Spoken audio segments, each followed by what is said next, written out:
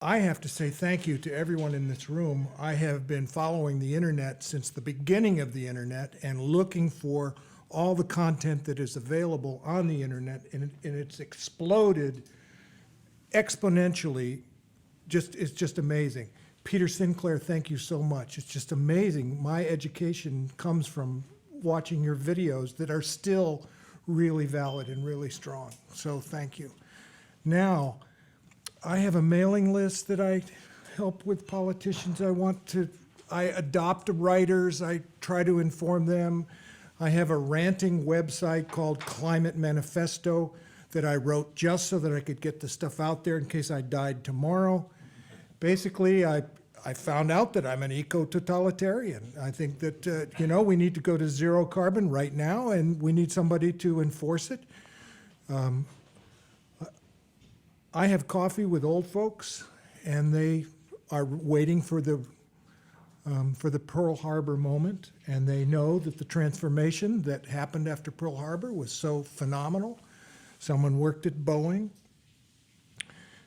and their dad was involved in the B-17 project. Took 1 month to build a B-17. When the war started, it cranked up and it topped out at 16 B-17s per day.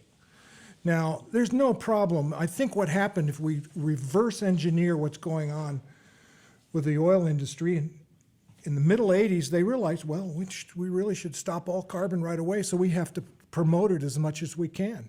We really should have stopped all carbon at that time. And I think we should do that now. Now, I don't want to, well, maybe I'll be the one to martyr myself on that, but I'd like to wait a little longer and have a little more fun in my life. One of the things I'm doing that I really enjoy is I collect metaphors. So part of my climate education was I lived next door to Ed Sarachik, who wrote a textbook on Pacific Decadal Oscillations. And he walked his dog, and I'd walk with him, and it took an hour and a half to walk the dog. I'd ask him questions, and he said, well, no, you can't. I'm not going to tell you what the answer to that is until you do a little bit of reading. So Tragedy of the Commons was my first assignment. Well, everything just kind of comes out of that. So I started collecting metaphors, and my own metaphors that I reached out for were the sinking the Titanic, okay, or Moby Dick or something like that.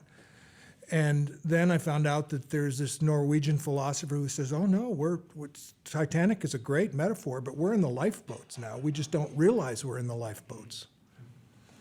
And I collected funny metaphors like, oh, we've fallen out of the airplane, we have to knit a parachute on the way down. We're in free fall because we haven't hit the ground yet and we think we've gotten away with it. Then I thought, well, maybe geological time, we're in a car crash, a slow car crash. Instead of taking a second, it's taking 50 or 100 years. Only we don't know how much control we have over the steering. Maybe we've run off the road. We don't know if we're going to go bashing through the woods and hit something or if we're going to get out of it. We've got 6 billion people in our car. So Ed Sarachik, I asked him and I said, what is your metaphor? And he said, he thought that we were in a giant boat in a vast river floating downstream. And it's very pleasant. And we see on the horizon, there's mist rising, and we hear a roar of a waterfall. We can't really see it. We don't know exactly what's going to happen, but we know we have to go upstream. And we can't get people involved to make that change. So please tell me what your metaphors are. I'm sure, because what I think has to happen, there has to be a cognitive change as to what we're doing and where we stand in our world. And my latest one is I think that we are much like the cancer patient in stage 4 condition. Now, stage 4 does not mean death, or it just means that there has to be, that there's a metastasis going on and there has to be outside active treatment of the patient. And what we have now is we have a medical crew that says, oh, we know what we have to do, and let's get going, let's treat the patient. But all of a sudden, we got a new regime here where a different doctor's come in who's a total quack. And we got 4 years in which our stage 4 patient will not be able to receive proper treatment.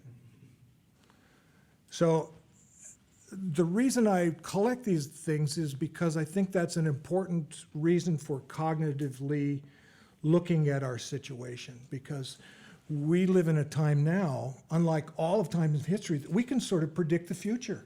No one could do that before. It's like we always knew that before, winter, summer, spring, and fall. But now we know things are going to be different, and that's totally uncharted territory. So please, when you talk amongst yourselves, talk about that and let me know what you say. Okay. If you have any ideas on that, let me know.